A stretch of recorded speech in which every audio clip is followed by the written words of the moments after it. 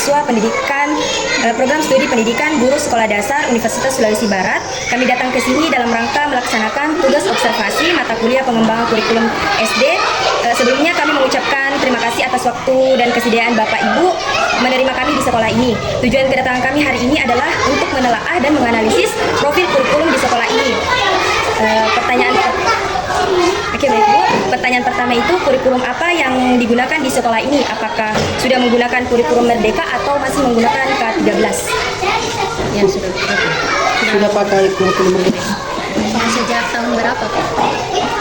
Kalau tahunnya, kalau tidak salah, berlangsungnya kurikulum Merdeka sudah 3 sampai 3 tahun.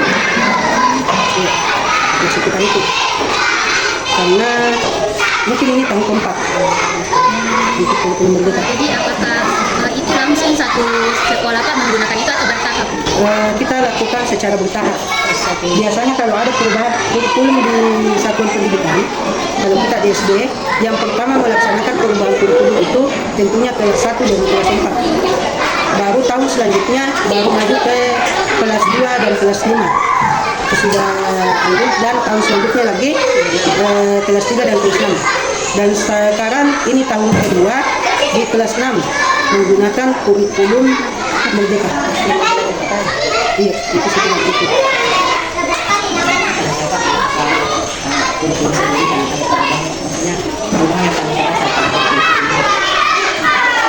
Perubahan dari kurikulum 2013 ke kurikulum Merdeka. Kalau perubahan yang paling terasa sebenarnya dari bentuk penilaian, asesmen bagi siswa itu yang pokok penting ada perubahan. Itu sih kalau yang kami rasa itu. Dari materi pembelajarannya juga begitu, bukunya, kemudian kayak modul ajar kan kalau di kurikulum sebelumnya kita masih pakai rancangan FPP. Nah, ada bagian-bagiannya tersendiri untuk FPP. Kemudian untuk di kurikulum Merdeka itu berubah ke modul ajar. Jadi kalau kurikulum Merdeka itu pakai modul ajar. Pada intinya sama, cuman adalah perbedaan. Jadi mungkin itu yang agak kami rasa ada perubahan dari segi administrasi. Otomatis kami ganti administrasi lagi. Yang dari kayak misalnya kompetensi inti sekarang kan jadi apa namanya capaian pembelajaran gitu.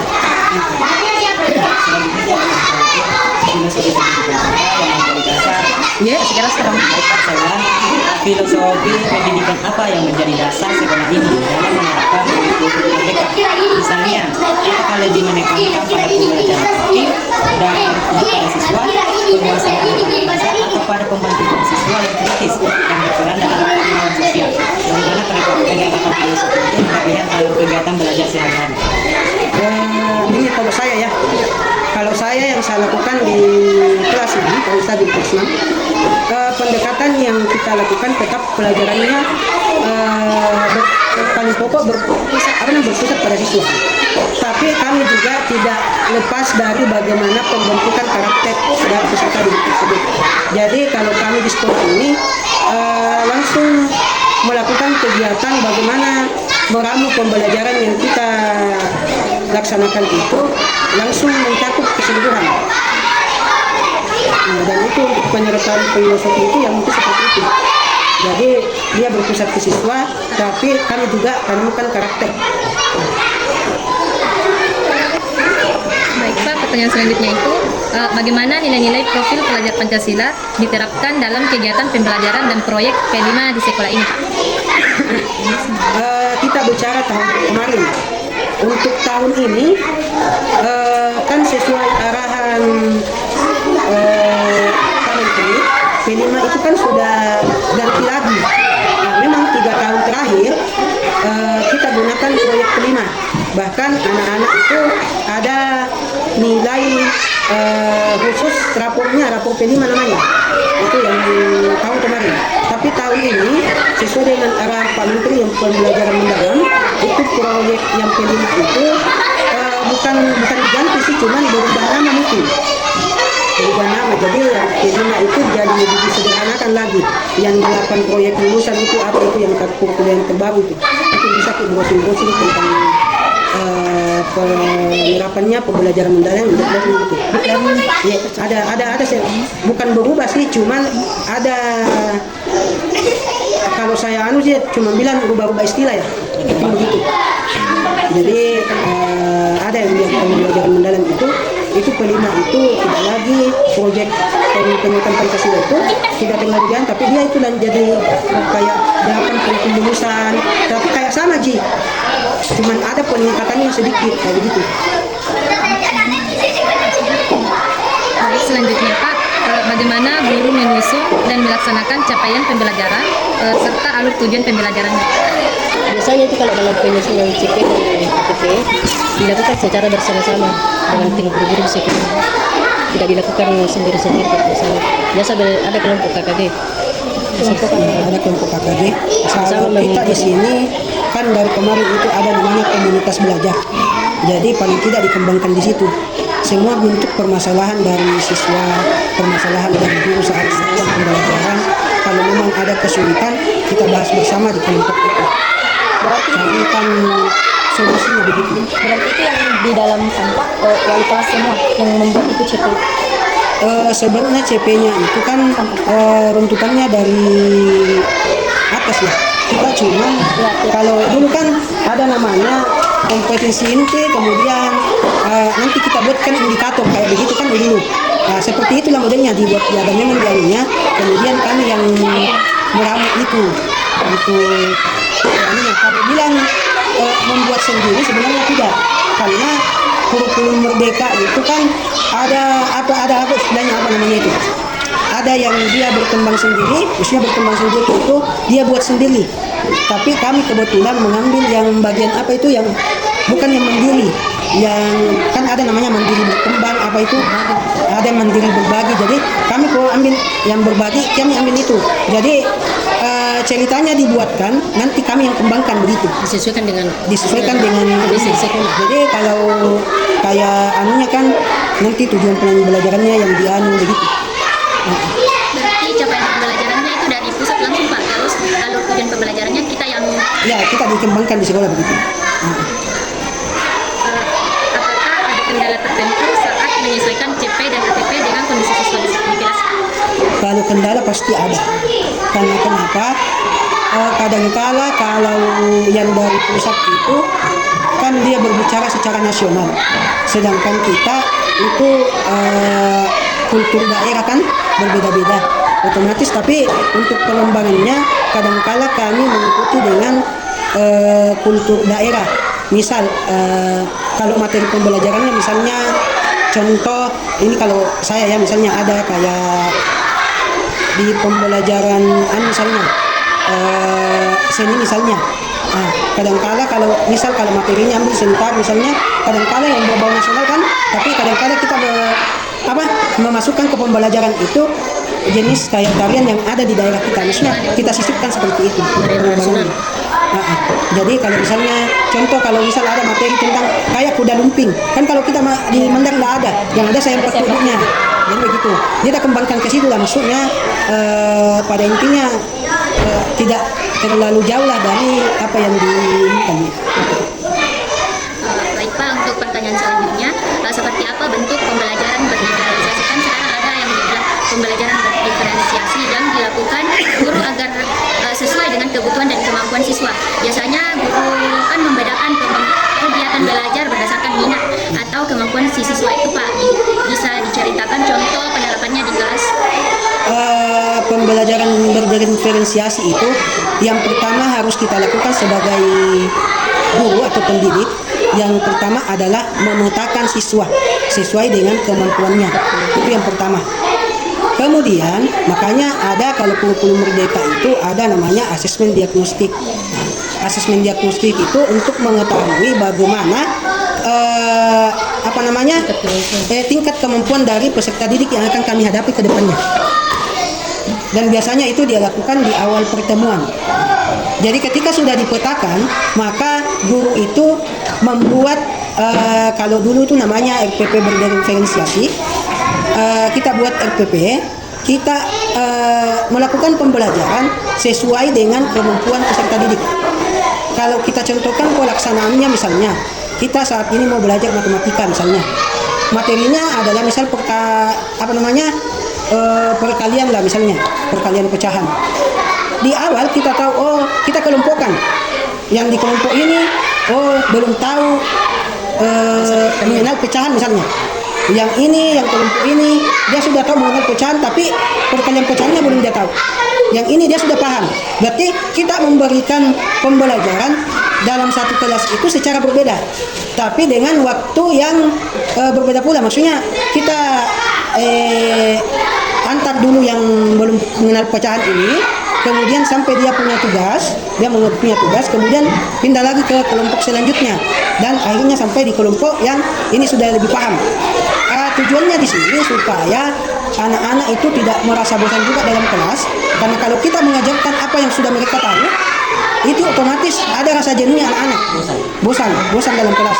Jadi kita harus kembangkan juga. Jadi kadang-kala kalau kita gunakan pembelajaran diferensiasi itu papan tulis kadang-kala kita bagi tiga.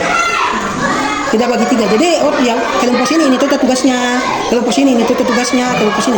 Karena kita mengajarkan sesuai dengan tingkat kemampuan peserta didik. Seperti itu kalau bicara tentang pembelajaran berdiferensiasi. Pak, untuk pertanyaan selanjutnya, prinsip apa yang dijadikan pedoman di sekolah ini, Pak, dalam menerapkan kurikulum agar relevan, efektif, dan efisien? Apakah sekolah punya pedoman khusus yang dijadikan sebagai acuan? Kalau kita di sini sih ikut sama apa yang ada. Untuk penerapannya kan kalau kayak begini, kurikulum merdeka kan bukunya sudah jadi, memang dibuatkan bukunya. Jadi kita tinggal siapkan itu saja dan mengajar sesuai dengan apa yang ada di buku itu. Maksudnya tinggal kita mengembangkan saja gitu. Jadi kalau prinsip apa yang Artinya sekolah sudah punya pedoman, apakah sudah punya? Iya, pedoman yang diikuti oleh sekolah itu langsung dari pusat. Langsung dari pusat, Pak. Lalu kita yang sesuaikan dengan kemampuan siswa.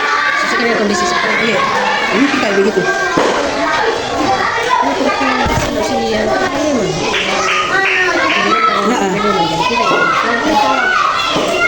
Jadi kalau kami itu kayak alur ATP-nya, alur CP-nya itu kadangkala itu ada memang. Jadi kita tinggal pilihan saja, dipilah. Karena memang itu ada memang dari pusat. Jadi kita tinggalkan bentuknya itu, kalau itu banyak itu maksudnya halamannya itu banyak sekali. Jadi kita tinggal pilih yang kita butuhkan. Karena tergabung semua dalam satu file itu, tergabung semua. Jadi kita pilih mana TP, ATP yang mau dikabari sebenarnya.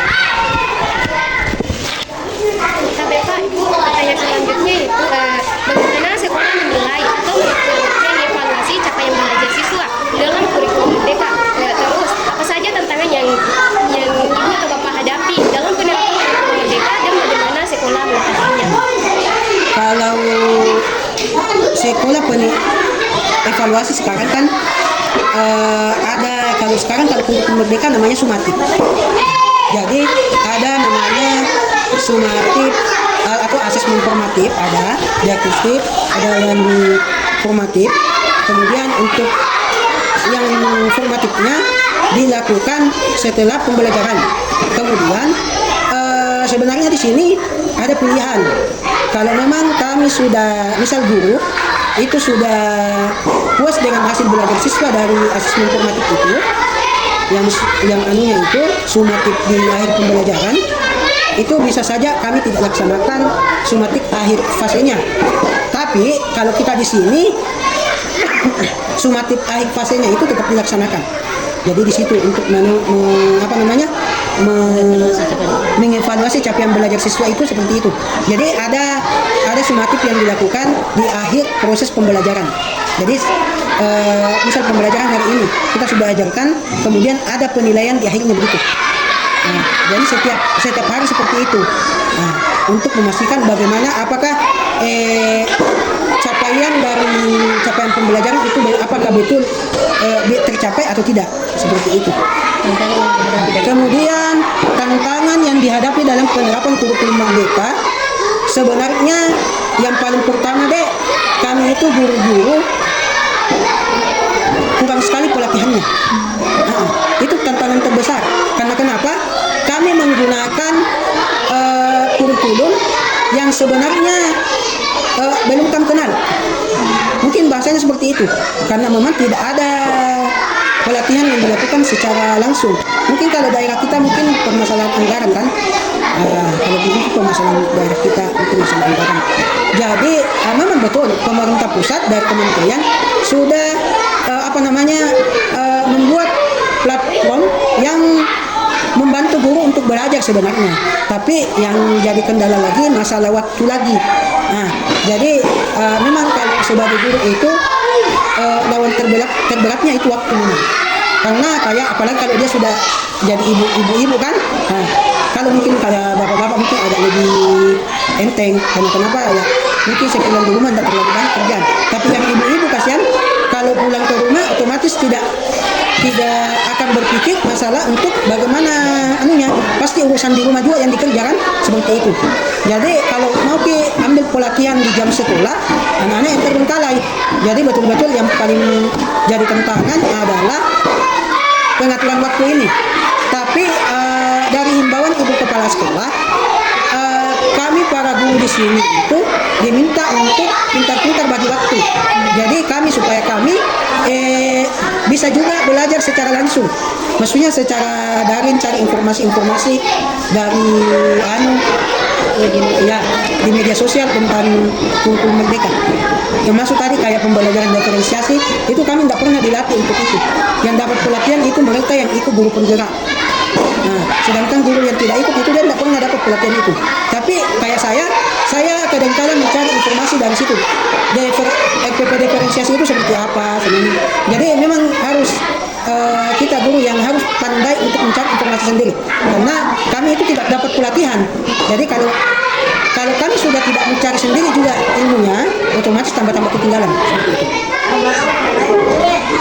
Ya, masih ada? Baik Pak, untuk pertanyaan berikutnya, bagaimana kolaborasi antara kepala sekolah, guru, dan orang tua dalam mendukung implementasi kurikulum merdeka? Kalau kerjasamanya kolaborasi antara kepala sekolah, guru, dan orang tua, yang pertama itu kalau kolaborasi antara guru itu dengan kepala sekolah itu otomatis berjalan seperti biasa sesuai dengan sebagaimana mestinya, karena itu berlangsung secara langsung tiap hari ya. Nah, jadi di sini dalam penerapan kurikulum merdeka dan kolaborasi dengan orang tua itu kita lakukan dengan melakukan sosialisasi. Yang pertama sekali kita adakan sosialisasi atau kita kasih tahu orang tua siswa bahwa ada pergantian kurikulum. Modelnya seperti ini lagi. Nah, cara penilaiannya begini lagi. Nah, itu kita sampaikan ke orang tua. Dan saya rasa kolaborasinya berlangsung dengan baik, kerjasamanya berlangsung dengan baik, dan alhamdulillah orang tua juga antusias dengan informasi yang diberikan oleh sekolah kepada mereka. Baik, lagi pertanyaan terakhir Pak, apa harapan sekolah ke depannya terhadap pengembangan kurikulum merdeka dan pembentukan karakter siswa di sekolah ini? Apa harapan Pak? Kalau harapan kami sih untuk kurikulum merdeka, ini harapannya disampaikan ke mana? Kalau ke pemerintah, jujur kami guru-guru butuh sangat pelatihan. Itu harapan kami. Kami butuh pelatihan yang dalam melaksanakan kurikulum merdeka ini. Itu yang pertama. Dan kemudian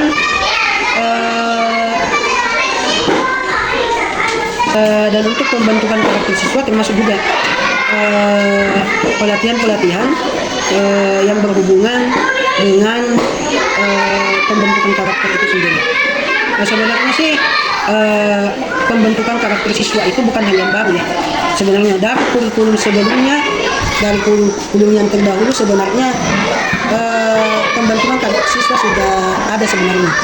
Cuman mungkin pembentukan karakter siswa mungkin sebelumnya itu dia masih terikat ke pelajaran masih tersendiri. Contoh dulu ada pembelajaran Pancasila kan?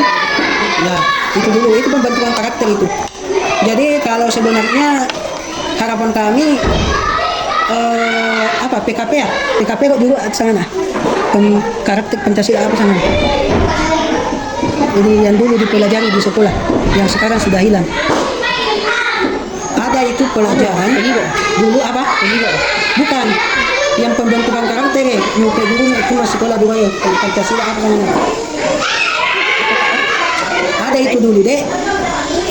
Mungkin kami yang SD dulu. Nah, itu sekarang sudah nggak ada.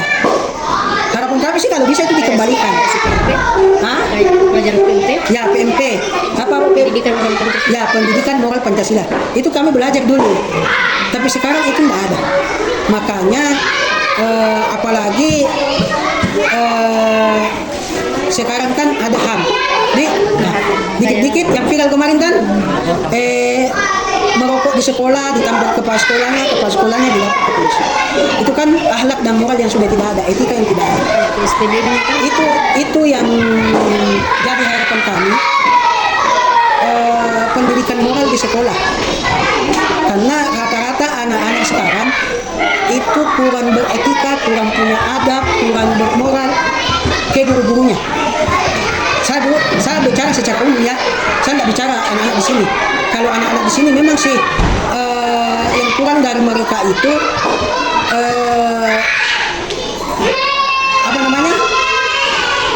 kegiatan yang kayak penghormatan kepada guru. Kayak kan kami dulu waktu sekolah kami diajar itu kalau lewat orang tua, depan orang tua kami dulu diajar waktu sekolah kalau ada orang tua bicara jangan dewa-dewa depannya. Itu yang sekarang hilang di anak-anak. Meskipun kami ajarkan itu di sekolah, kami kasih tahu itu ke anak-anak, tapi kayak tidak berbekas. Karena kenapa? Faktor lingkungan, faktor di keluarganya mungkin sudah tidak diterapkan yang seperti itu. Makanya kurang sekali yang seperti itu. Adabnya anak-anak itu kurang. Dan otomatis kan itu berhubungan dengan karakter anak kan? Itulah kalau harapan kami kembalikan itu pendidikan moral Pancasila itu dulu. Jadi betul-betul, dan juga sebenarnya sih 2 hari yang lalu ya, 3 hari Jumat kalau nggak salah ya, ada pelatihan dari HAM Sumbar tentang perlindungan hukum bagi tenaga ASN yang melaksanakan tugasnya ada. Kami sudah dapat informasi. Cuma masalah informasi itu yang kurang disampaikan kepada orang tua siswa. Nah, karena ternyata di undang-undang sudah diatur, ternyata guru dalam melakukan proses mendidik siswa itu ternyata sudah dilindungi. Kalau memang kayak begitu kemarin. Cuman masalahnya informasi ini tidak terlalu keluar, tidak banyak diketahui oleh kalangan halayak orang banyak. Jadi makanya sekarang itu kalau mau kalau di sini sih masih proses mendidiknya masih jalan sih, karena belum ada guru-guru di sini masa bodoh. Dan mungkin di daerah lain sudah ada masa bodoh gurunya. Yang penting mengajar selesai. Jadi terserah media kadang-kadang juga dijadikan konten kan masalah ini, karena betul-betul ya mau diperbaiki akhlaknya anak, kita benturan sama hukum, ya kan ada prosesnya. Tidak juga langsung anak-anak salah hukum, tidak. Dilakukan dulu pendekatan sedemikian rupa. Jadi kalau sudah tidak mempan, ya sudah ada hukuman yang ditingkatkan begitu kan. Nah, tapi alhamdulillah di sini kalau hukuman fisik itu lah. Oke, baik Pak, apa yang paling ingin dipertahankan dari sistem kurikulum Merdeka ini? Paling ingin banyak kurikulum Merdeka yang bagus ya. Yang mau dipertahankan di kurikulum Merdeka. Kalau ditanya ke apanya yang perlu dipertahankan, apanya bagus dipertahankan kurikulum Merdeka? Sebenarnya semua itu bagus. Bagus di semua deh, cuman ya mungkin caranya penerapannya mungkin yang makin bagus sebenarnya, karena saya lihat itu kayak begini apa semua betul-betul dirinci secara dulu kalau misal kurikulum sebelumnya langsung tidak banyak itu harus pergi ke sini baru ke sini, padahal gini sama apanya mau tentang kurikulum merdeka anunya saja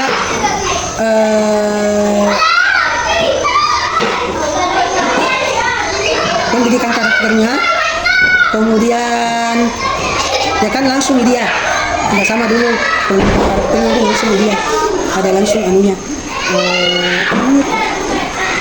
sama tetap mempertahankan pembelajaran yang berfokus pada siswa. Baik, terima kasih Pak Bu atas waktu yang diberikan dan penjelasan yang telah diberikan. Ini sangat membantu kami dalam memahami penerapan kurikulum merdeka di sekolah ini. Semoga hasil wawancara ini bisa menjadi pembelajaran yang bermanfaat bagi kami. Sekian, Assalamualaikum warahmatullahi wabarakatuh. Terima kasih Pak. Terima kasih banyak.